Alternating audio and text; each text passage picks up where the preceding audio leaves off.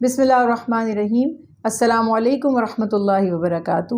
آج ہمارا موضوع ہے ظلم کرنا یا ظلم سہنا یا بدلہ لینا۔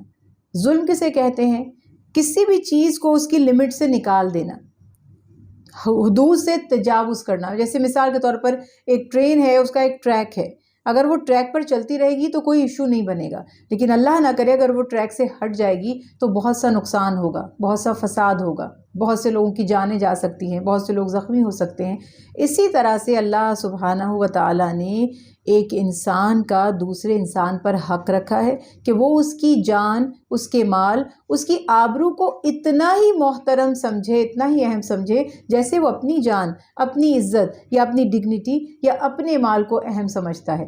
اب ہوتا کیا ہے کہ ایک شخص کسی کا ناحق اس کے پیچھے پڑ جانا، اس کی دشمنی کرنا، اس کا حق دبا لینا، یا زبان سے اس کو ایذا پہنچانا، یا اگر اس کے پاس اتھارٹی ہے، ہاتھ کی طاقت ہے تو اس کو تنگ کرنا، اس کے کاموں میں رکاوٹیں ڈال دینا، یہ تمام ایشوز جب سوسائٹی میں بڑھنے لگتے ہیں، ہم کہتے ہیں اس کو یہ ظلم ہے کہ حقدار کو اس کا حق نہیں ملتا۔ اگر کوئی کمزور جرم کرتا ہے اس کو سزا دے دی جاتی ہے، اور اگر کوئی طاقتور جرم کرتا ہے اور مظلوم مدعی ہے تو پھر طاقتور کو چھوڑ دیا جاتا ہے اور مظلوم کی فریاد رسی نہیں کی جاتی۔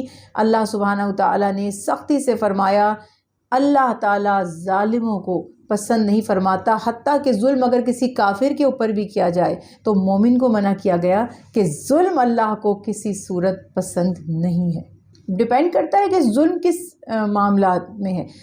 رسول اللہ صلی اللہ علیہ وسلم کی جو بنیادی تعلیمات تھیں، جو اسلام پھیلنے کا سبب بنی، جو اہل مکہ کے جو ذہین لوگ تھے، جو نیک صفت لوگ تھے، وہ اسی لیے آپ صلی اللہ علیہ وسلم پر اپنا جان مال قربان کرنے کے لیے تیار ہو گئے کہ آپ نے مظلوموں کی داد رسی کی۔ تو ظالم کو ظلم کی سزا ملے گی اس کے ظلم کے حوالے سے، اور اللہ تعالیٰ قیامت کے دن، یعنی یوں تو دنیا میں بھی سزا مل جاتی ہے اور یقیناً ملتی ہے، لیکن خصوصی طور پر قیامت کے دن ہر حقدار کو جو اس کا حق تھا وہ دلایا جائے گا۔ رسول اللہ صلی اللہ علیہ وسلم نے فرمایا کہ لوگوں پر ظلم کرنے کے معاملے میں اللہ سے ڈرو، یعنی بڑے بڑے عبادت گزار لوگ جو صائم الدہر تھے، قائم اللیل تھے، یعنی اوور نائٹ عبادات کرنے والے، پورے سال بھر روزوں میں زندگی گزارنے والے، قیامت کے دن مجرموں کے کٹہرے میں ہوں گے۔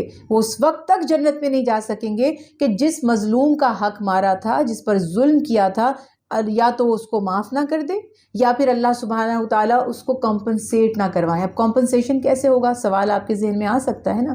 تو کمپنسیشن ایسے ہوگا کہ اگر میں نے کسی پہ ظلم کیا ہے اور دنیا میں کوئی معافی تلافی نہیں ہوئی تو قیامت کے دن اس شخص سے پوچھا جائے گا کہ کیا وہ مجھے معاف کرتا ہے؟ اگر اس نے کہہ دیا کہ میں معاف کرتا ہوں تو ٹھیک ہے، ورنہ میری نیکیاں اس کو دی جائیں گی، دیکھا جائے گا کہ ظلم کس نوعیت کا تھا اور اس کی ایکول میری کون سی نیکیاں ہیں، اور اگر میری نیکیاں اتنی نہ ہوئیں تو اس کے کچھ گناہ اس ظلم کی ایکوالٹی کے حساب سے مجھے دے دیے جائیں گے، معاذ اللہ۔ تو یہ خیال رکھنا ہے کہ ظالم نہ دنیا میں عزت پا سکتا ہے اور نہ آخرت میں اللہ کے عذاب سے چھٹکارا۔ اچھا، ظلم سہنا بھی کوئی بڑے فخر کی بات نہیں ہے۔ ہاں، معاف کر دینا سم تھنگ ڈفرینٹ۔ ہمارے ہاں لوگ اس چیز کو ڈفرینشیٹ نہیں کر پاتے۔ سم ٹائمز میں یہ دیکھتی ہوں کہ بڑے بڑے دیندار لوگ، ان سے کہا جائے نا فلاں مجھ پہ ظلم کر رہا ہے، وہ کہتے ہیں آپ صبر کرو، آپ صبر کرو۔ تو ٹو سم ایکسٹینٹ صبر کہاں کرنا ہے، کہاں پر کسی کا ہاتھ روکنا ہے، میں آپ کو چھوٹی سی اگزامپل دیتی ہوں۔ جب مسلمان مکہ میں تھے، ایمان لائے، بڑی تکالیف سہیں، خفیہ طور پر پہلے ایمان لائے، اپنی پریکٹسز کرتے تھے، پھر آہستہ آہستہ اعلان بھی ہونے لگا، کفار نے ان پر ظلم و ستم کے پہاڑ توڑ دیے، وہ سہتے رہے، لیکن اللہ کے حبیب نے وے آؤٹ ہمیں بتایا، کیا تھا؟ ہجرت۔ پہلے حبشہ کی طرف ہجرت کی، پھر مدینے کی طرف ہجرت کی۔ اس سے نکلیں، اس سچویشن کو ایوائڈ کرنے کی کوشش کریں، اپنے آپ کو بچانے کی کوشش کریں اگر آپ کے لیے ممکن ہے۔ کچھ تھے جو نہیں نکل سکے، نہیں اپنے آپ کو بچا سکے، بے بس تھے، ان کو اللہ تعالیٰ اس کا اجر دے، لیکن آپ کوشش کرتے ہیں۔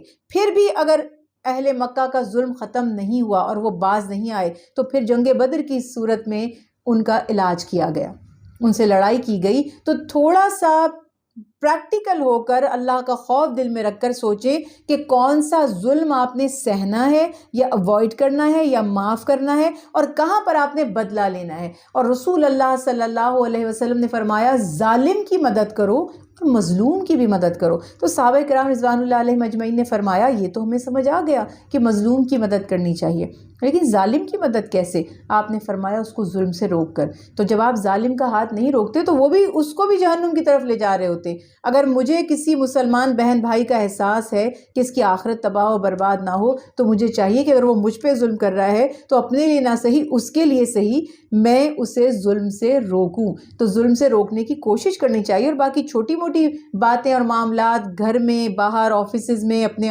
آفیسرز کے ساتھ، اپنے سبارڈینیٹ کے ساتھ اگر ہوتے تو اس میں درگزر کرنا بہت ہی افضل ہے، اس کا بڑا اجر بھی ہے۔ کسی پر ظلم ہو رہا ہے اور اس پر خاموش رہنا ظلم کرنے والے کے ظلم میں حصہ داری کے مترادف ہے۔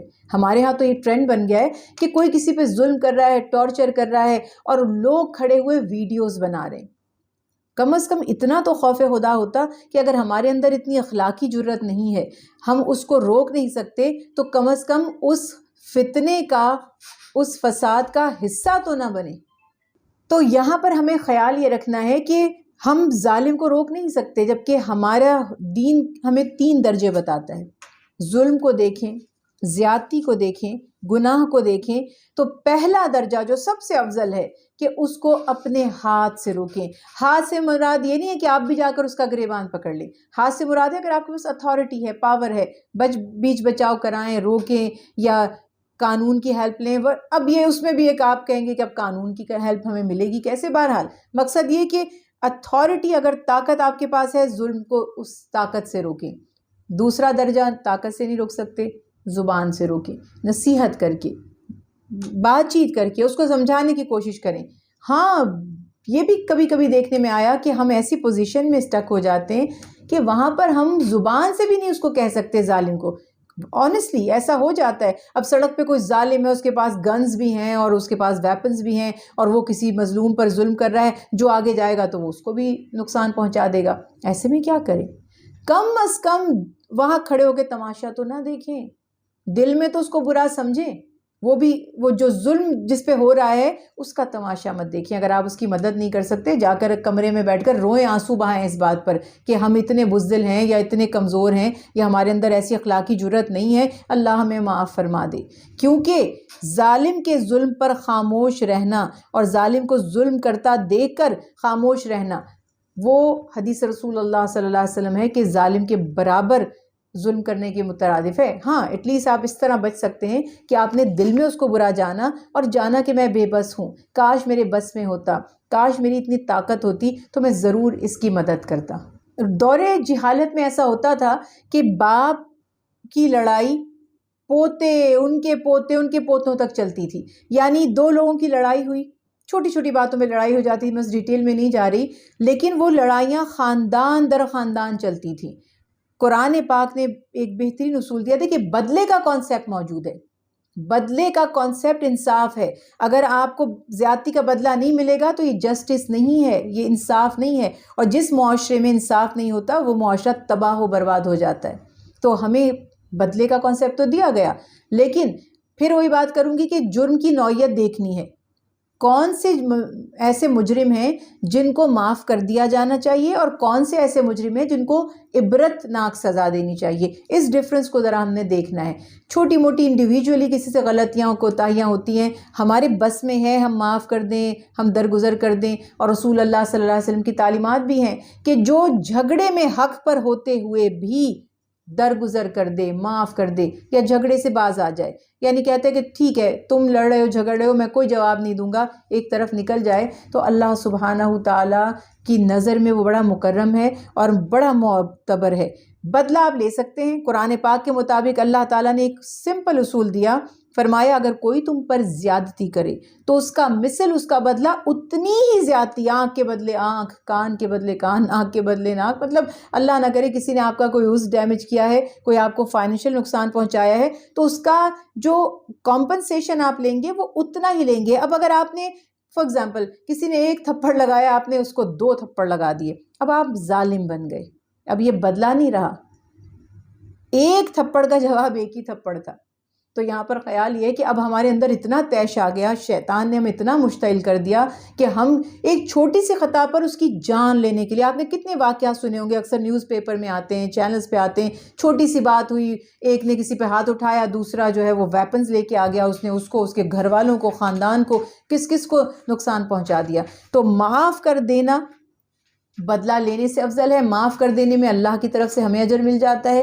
بدلہ لینے میں ہمیں کوئی گناہ نہیں ملتا اگر ہم نے زیادتی نہیں کی، اور جتنی زیادتی ہم پر ہوئی تھی ہم نے بس اتنا ہی بدلہ لیا، لیکن اس صورت میں ہمیں اللہ سے بھی کوئی جزا نہیں ملتی۔ Now it's up to you, آپ اللہ سے جزا لینا چاہتے ہیں یا اپنے نفس کی سیٹسفیکشن چاہتے ہیں؟ ہاں، جہاں پر کہیں جرم پھیلنے کا خدشہ ہو تو وہاں پر بدلہ لینا اور سختی کرنا لازم ہے، ورنہ اگر آپ ہر کسی کو، کوئی چوریاں کرتا ہے آپ اس کو معاف کرتے جائیں گے، کوئی کڈنیپنگ کرتا ہے آپ اس کو معاف کرتے جائیں گے، تو معاشرہ جرائم کا اڈا بن جائے گا اور وہاں پر کسی کی جان، مال، عزت، آبرو محفوظ نہیں رہے گی۔